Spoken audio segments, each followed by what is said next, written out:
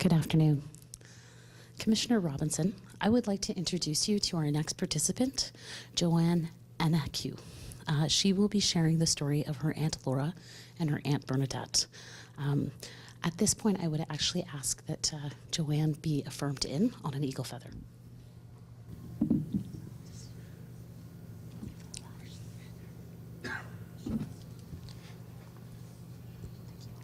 Do you solemnly affirm that the evidence you're about to give in this hearing should be the truth, the whole truth, and nothing but the truth? Yes, I do. Thank you. Thank you. Commissioner Robinson, Joanne comes to us today well prepared and would like to start with a statement. Okay. Good afternoon. My name is Joanna Hennekew. I'm here to represent my family to discuss our tragic losses and our experiences throughout. I'm here to discuss the murders of my two aunts, Laura Anna Hennekew and Bernadetta Hennekew. Laura and Bernadette were precious to us. Their absence from our lives is like a gaping hole.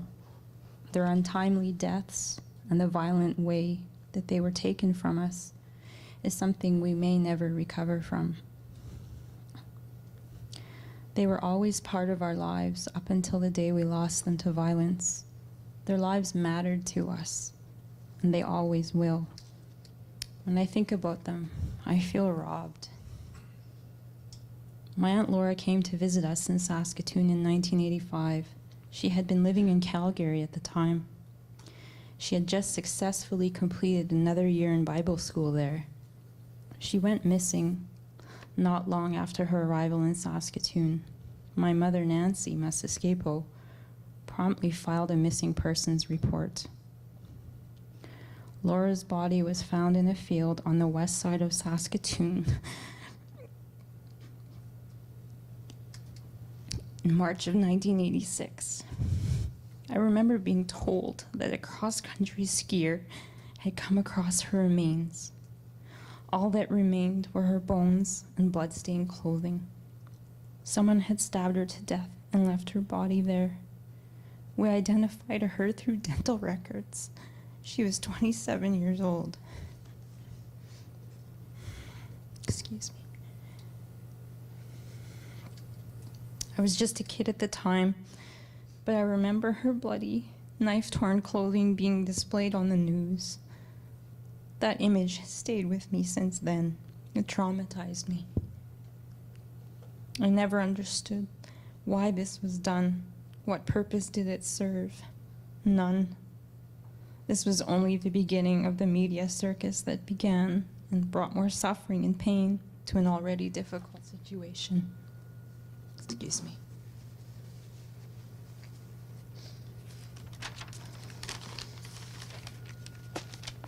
The investigation that handled Laura's case, the investigators, that handled Laura's case were John Quinn and Dave Scott. My family liked both of them a lot. They always treated us with respect and compassion. They kept us updated on any progress they'd made in the case. Laura's case did go to trial years later. I remember it being the local news flash every day. The trial was a very dark time for us. The media had a heyday with this case, with horrible headlines like Hooker Wars, sensationalizing a terrible act of violence. It was hard to avoid as it was on the radio, television, and newspapers. Cindy Karen was charged for the murder took place in September of 1985. I remember seeing her on the news, taunting the media, and actually giving them the finger on one occasion. These images will remain with me forever. It was the first and only time that I saw the person accused of stabbing my aunt to death. As the trial went on, gory details were the daily headline. There was even one whole article written about how Laura had allegedly provoked her stabbing by arguing with Karen. that Laura had accepted a ride from the accused on the night in question made yet another headline. Excuse me.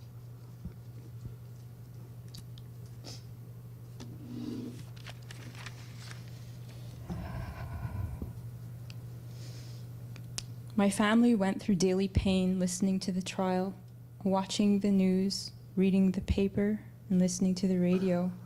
They'd had enough. So they wrote to the paper, and I'll read you what they wrote. The headline given to their words were, "Speculation Insensitive to Family." And here's what they wrote. As family members of Laura Anna Henneque, deceased, we want to emphasize how traumatic it was and still is to read the information you printed. 3 bodies, hooker wars may be linked. Why is it necessary to mention our late sister's name when in fact you are making assumptions and guesses as to the possible connection? You have indeed conjured up memories in our hearts and minds which are grim and grisly. In fact, you have reopened deep wounds within our hearts. It seems you may have lost sight of the fact that in many cases, victims such as our sister have left family members behind who are still grieving and picking up the pieces. How much longer do we have to put up with this insensitivity?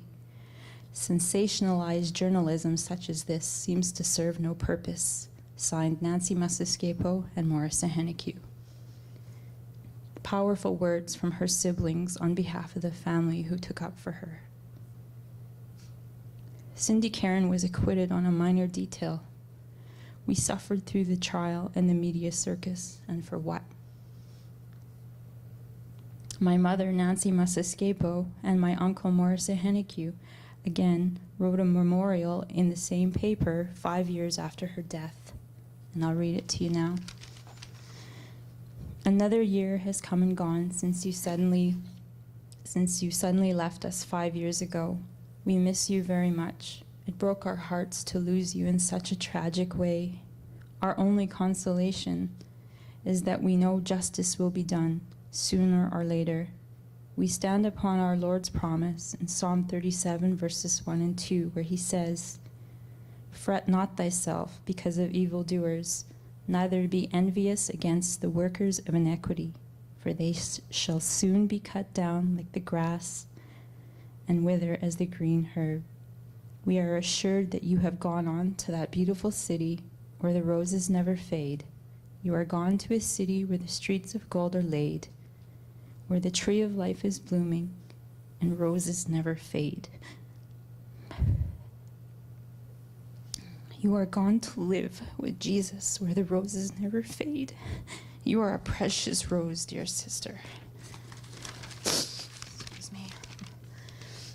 We look forward to joining you in that beautiful city where there will be no more sorrow and parting. We love and miss you, your sister and brother, Nancy and Morris. My Aunt Laura had a baby girl named Melanie Dawn, whom she had given up for adoption as a baby.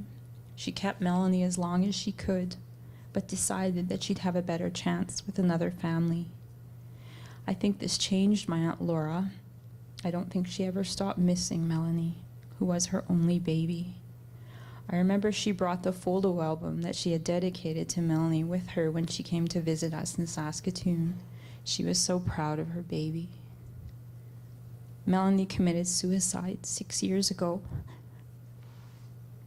She is worthy of mention. Baby girl, we are so sorry we did not find you in time. This too weighs heavily upon my family.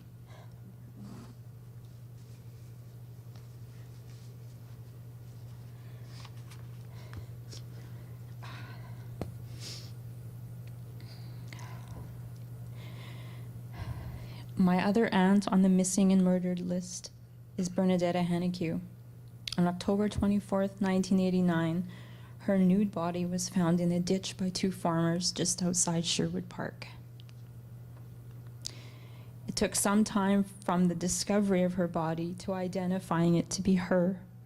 My mother had given Bernadette the earrings she was wearing at the time of her death, and one remained on her ear. when Bernadette's body was found. This was one of the details that helped my mother positively identify her. Like my Aunt Laura, Bernadette has been described as a known prostitute in the media. Again, the media was applying labels to glamorize yet another violent crime. This is a human being who was valued, loved, and dearly missed. I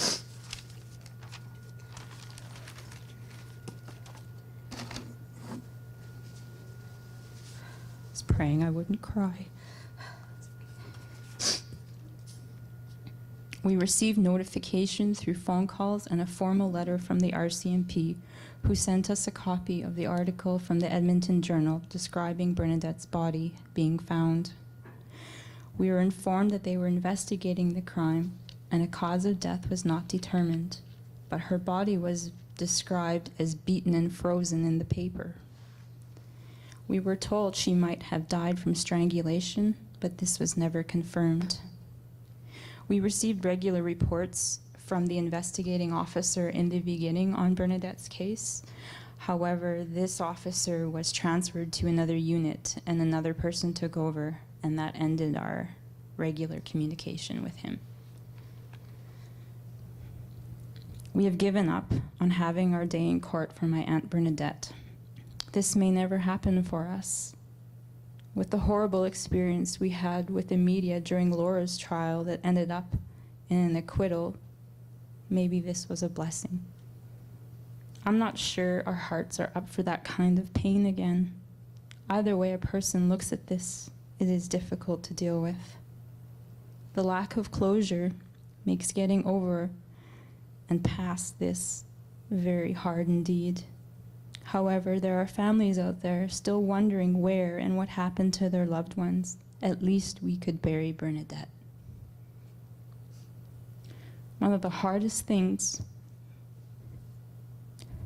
was never getting to see Laura and Bernadette again. Laura had to be cremated, and Bernadette had to have a closed casket funeral.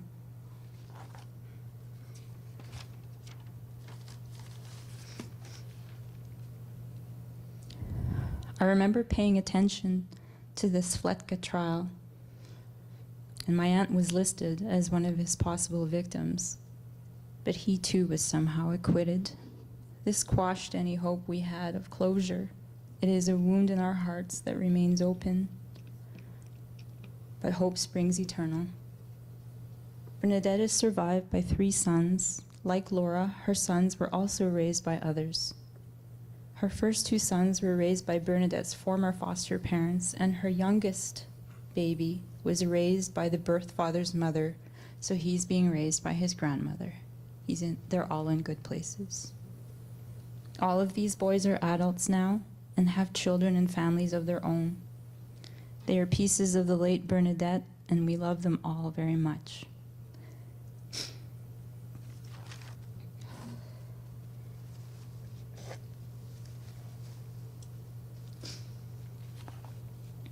Our interactions with the RCMP with regards to these cases have always been respectful.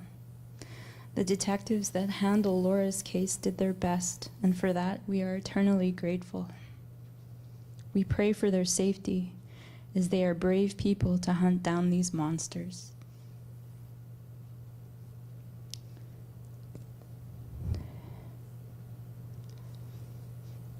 Like I said before, the first investigator to handle Bernadette's case kept in frequent contact with us. However, he was transferred, so the case was given to another detective who was not so diligent in keeping contact with us.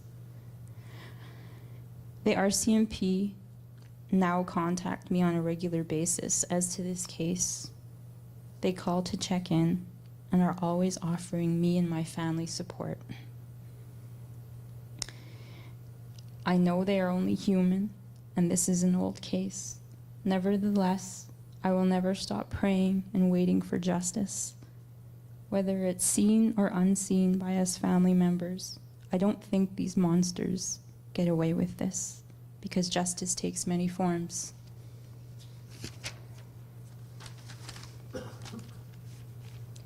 Myself, my mother, Nancy Masaskepo, and my Uncle Morris Ahankiu have rallied for justice, respect, and honor for Laura and Bernadette from day one. We have marched, spoke with media, television, news, and we will continue to be a presence. I came today to make darn sure the media does not have another heyday with my aunties or any other family. If someone in the media chooses to slander or sensationalize these violent crimes, I will be there to publicly call you out. I have spent my time on this matter and dealing with media negativity, and it's not going to break my stride. I have cried, prayed, marched on Parliament Hill to see this inquiry come to fruition, and hallelujah, here we are. No organization, group, or any political group owns this issue. I have witnessed much territoriality between groups over these missing and murdered Indigenous people, and I find that ridiculous. The people that own this are the surviving family members who have fought from day one to protect the memory of their lost loved ones. The surviving family members are the ones you should take your direction from. They can direct you toward a better process, more positive interaction with law enforcement, the court systems, etc. We have lived through this, so we know firsthand what it really feels like. My recommendations are as follows. Do you want me just to proceed? There needs to be a zero tolerance for racism to be put in place and actively monitored in the RCMP training and policy and procedure. My family was fortunate enough to have positive interactions most of the time, but this is not the case for everyone. This issue of mistrust is a serious matter, and it needs to be dealt with on a daily basis until the negativity is eradicated. I plan to make use of the support groups offered to me and my family by the Project Care Unit here in Edmonton. They are the only ones who have been consistent in offering help, so they are the ones I trust. I live in a small community an hour and a half away here from Edmonton, and I hate to use the term redneck, but they're the last people I'll go to. I'll come to Edmonton for my help. Number 2, every life matters and everyone deserves a chance. We need to increase support to the frontline organizations and their workers that deal with people who are living high-risk lifestyles. I support those groups that offer help freely with no strings attached. God bless you all. The frontline organizations I speak of are the halfway houses for women and men, soup kitchens, groups that give clothing, access to health care, etc. Goes on and on. Number 3, not everyone wants the street life, and some are there and remain there because they have no one and nowhere else to go. These people deserve a chance and an opportunity to change their surroundings. Access to housing, food and water, health care, safety, education, and family supports for them and their children are something that you should work on. Examination of our foster care system is another recommendation I have. Both of my aunts were in foster care. In fact, all 13 kids in the family were scattered and separated in the 60s scoop. Many of my family members, including my aunts, suffered extreme sexual, physical, mental abuse and neglect. This has a ripple effect upon one's life. The ripples are far-reaching and affect future generations. Number 5, reduction of poverty. Poverty seems to be at the base of all high-risk lifestyles.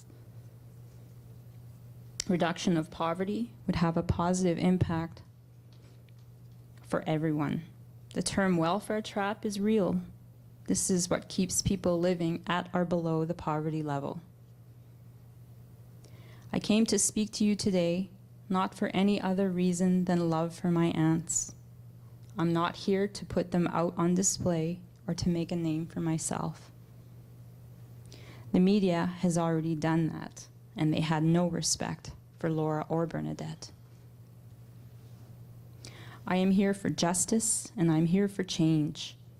A lot of people have fought for this inquiry, so I hope that this money given to this inquiry is put to good use. In the name of love,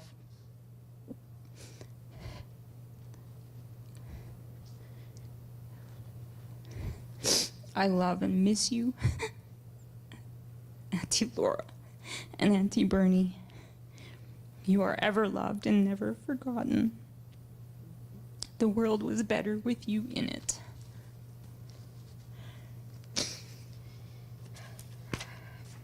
I used to work with Sisters in Spirit when it first began, and I compiled a portfolio here, and all the statements I made about the negative media attention, they're all documented here. So I have fact and articles to back up what I'm saying. So it's all here. There's pictures here.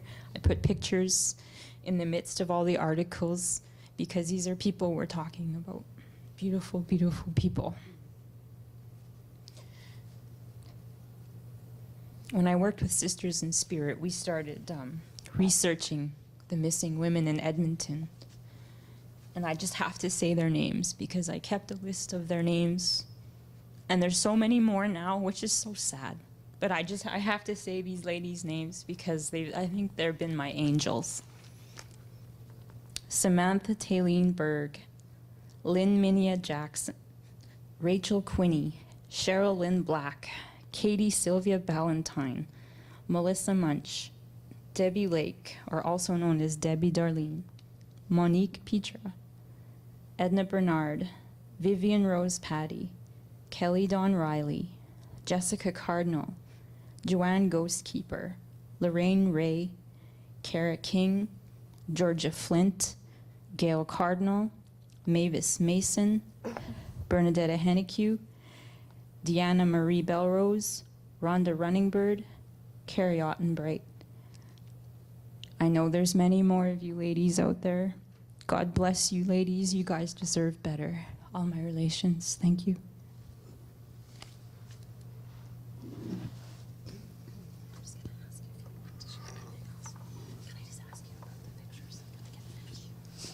Can we just get the pictures called up one at a time, please?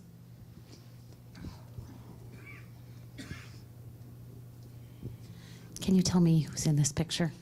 That's Bernadette Hennique, and she's holding her youngest son. So. Can we get the other picture too, please? And that's Laura Anna Hennique and the late Melanie Dawn. And you were talking about your portfolio. Yeah. And may I just hand it to the commissioner just to take a quick. Sure. We will have an entire photocopy of this to be submitted, but I would like to just let you see it for 1 minute. You can look at it if you want. The first articles are about Laura. So.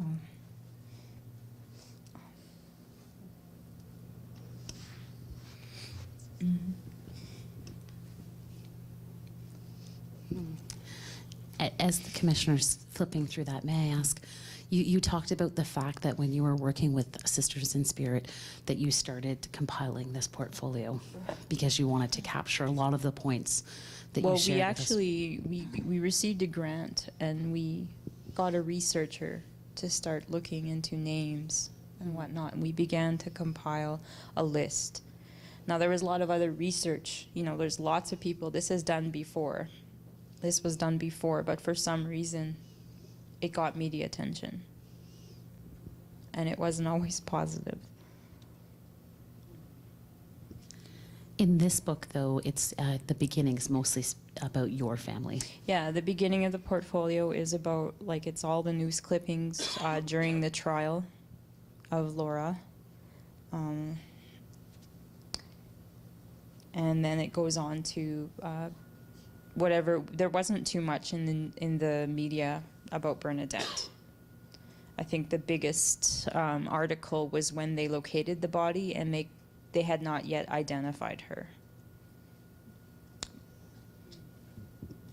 But a missing persons report had been filed, and so the RCMP contacted my mother, and she was positively identified through the earring, and then through, she had to see her and positively identify her. But the earring gave it away, because my mother had bought her those for Christmas. May I ask you a question? It really bothered me. Like, I know that she was found nude, but that bothered me all the time, reading that again and again. And any time they wrote about her, it was Bernadette Henneque, comma, a known prostitute. What the heck was the purpose of that? I guess to some it matters, But she's it another wasn't. human being. Yeah. But as far as you know, that had nothing to do with any investigation. No, right? Yeah. no. Can I ask you a question? So, is it fair to say that your own lived experience and going through and experiencing everything around the two deaths of your loved family members actually impacted your career path and some of the advocacy work that you've done in your life? When I advocated for my aunts, like I said, I just did it out of love. I wasn't seeking to carve out a career for myself on the backs of my aunts. I'm not out to put them out for my own gain, and I don't support anybody who does that. But I spent a lot of time and energy doing that. I've stepped away from it all because it got quite territorial, and I want no part of that. I just want justice. And in terms of, you have your own children now, when you spoke of your aunt's children and their children, what are ways that we as an inquiry could actually commemorate or memorialize the lives of these women so that the pride and the necessary respect is given so that those children get to hear those stories too?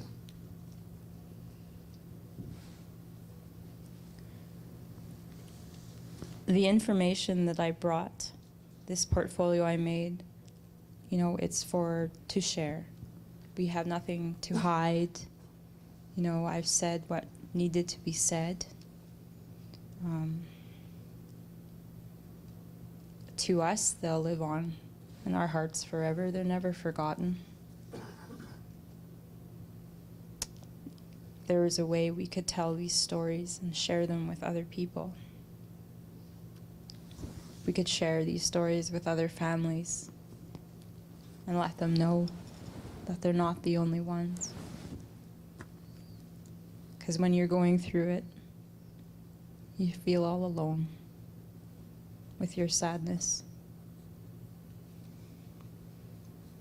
Especially with Laura, it's like we couldn't go outside being bombarded by media. Couldn't turn on the radio, couldn't watch TV, couldn't. So I would like to see strong support systems put into place for families that are going to trial. And it would be nice to see somebody, when the media starts attacking families, because when you attack the victim who cannot speak and stick up for themselves from the grave, it's the families that hurt. Somebody needs to speak to this.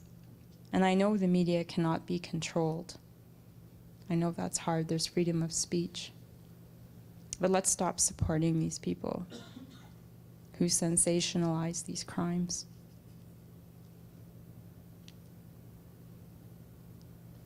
That would help everybody.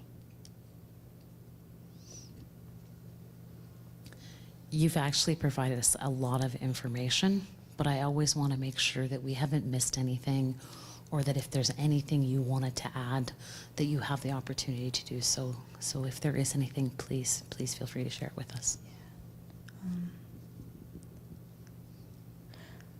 I just want to offer prayers, and love, and support to all the families that are here. My heart bleeds right along with you. This is really hard. People always say we're brave, but we're here because of love. So I commend you all, everybody who came here to speak. Now we go home and we grieve again.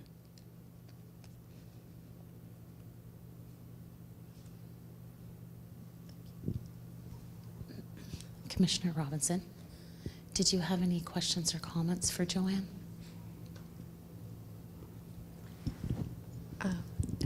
I want to finish looking through this before we're done. When I have a couple of questions. When you were going through the court process for Laura's murder, did you get any victim support? Was there anything in place for you and your family during that time?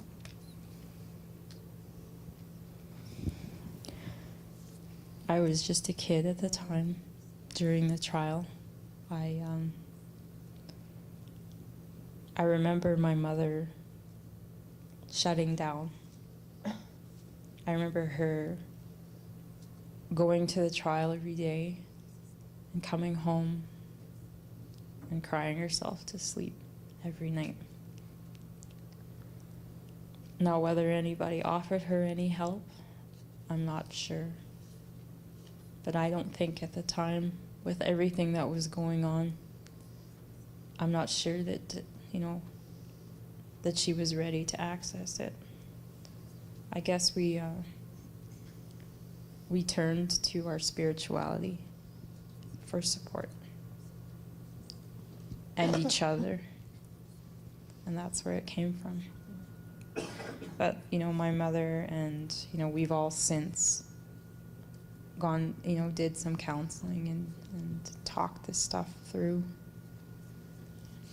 But it never, when you lose somebody the way we did, my aunts were disrespected so badly. How do you get over that? You don't. It's hard. And it's been years, and I thought, I can get through this talk without crying. Yeah, right. It never gets easy. My mother has cancer right now. This broke my mother's heart. Broke all our hearts. It's like our heart broke. So we started mending, and then someone else died. And we actually have another aunt that was found in Vancouver under suspicious circumstances. She could be a possible third, who knows? We've just lost too many.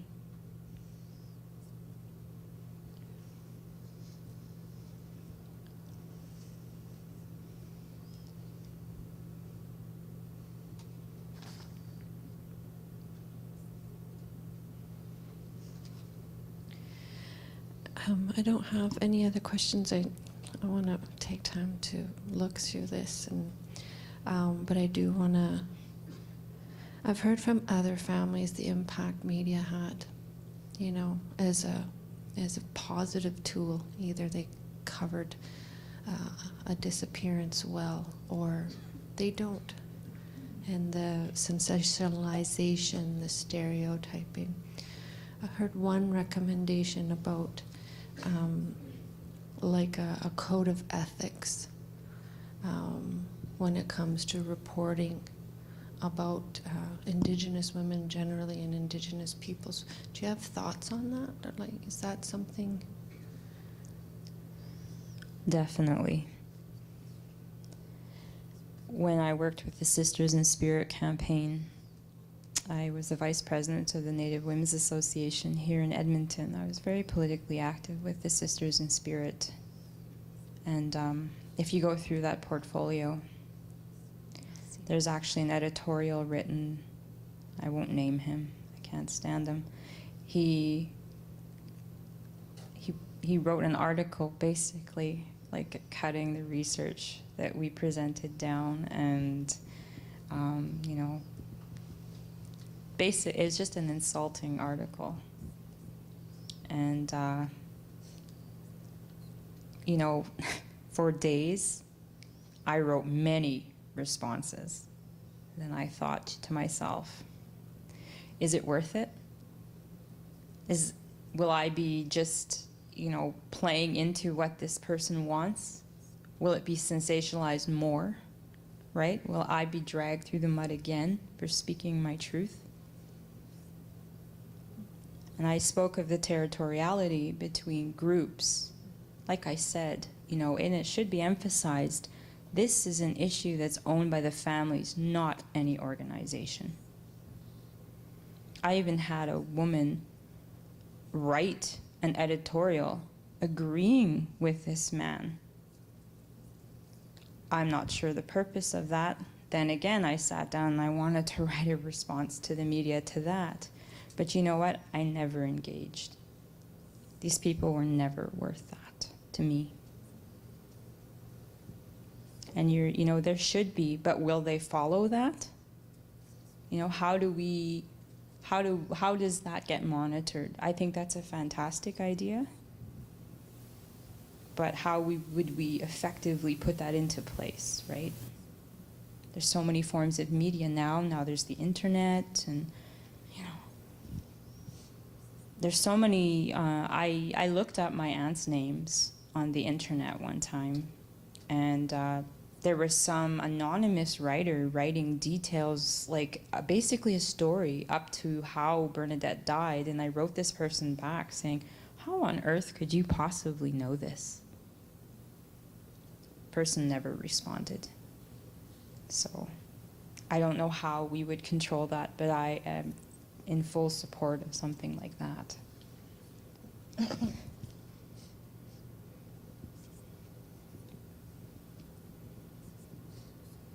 I always wondered, you know, did Melanie Dawn, who never met her mother, knew her name, did she find these articles? Like, we never got to explain how beautiful Laura was. We never got the chance. I always wondered how this might have negatively impacted the daughter she never met, reading these kinds of things that were untrue. They're very damaging. Like, it's very damaging.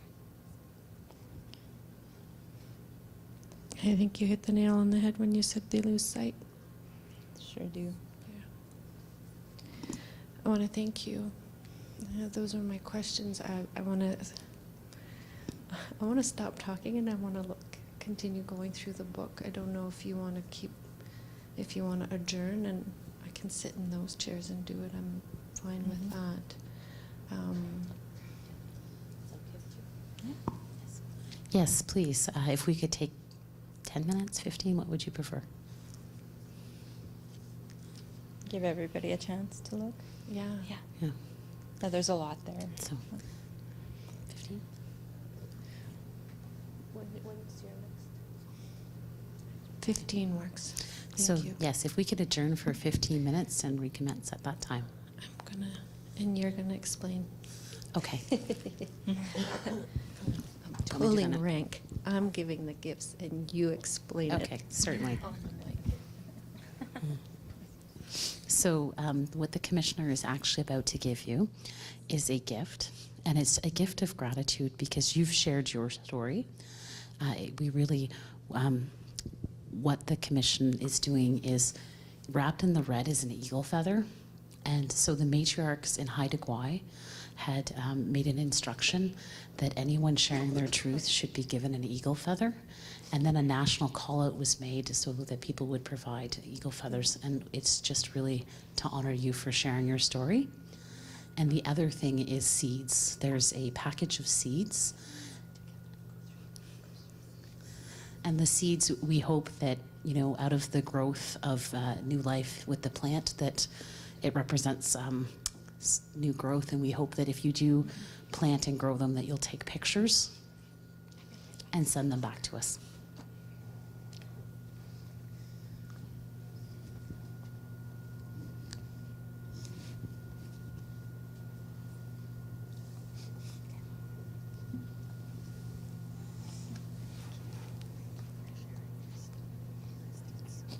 You're welcome.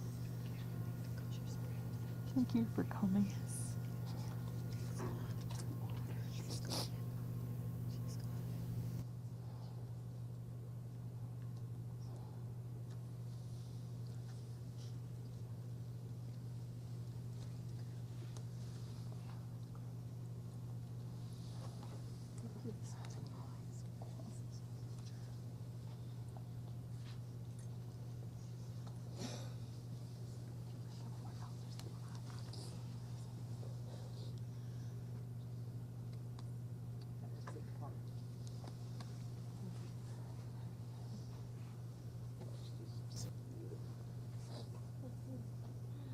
You know what? I think you're coming here for healing, but actually you're coming here to heal us, to give us the gift of healing.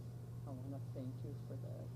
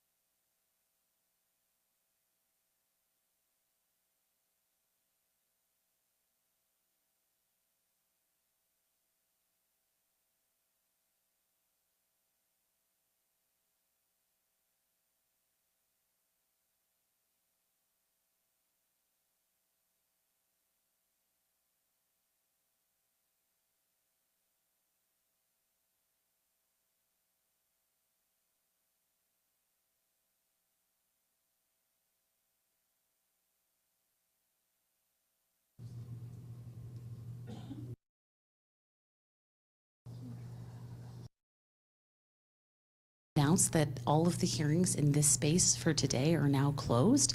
There will be a closing ceremony that will occur here at 5 p.m. So the room will be open again this afternoon at 5. This hearing is actually complete now. And so there is still another public hearing actually ongoing in public too. And as I said, you're welcome all please to come back for the closing ceremony.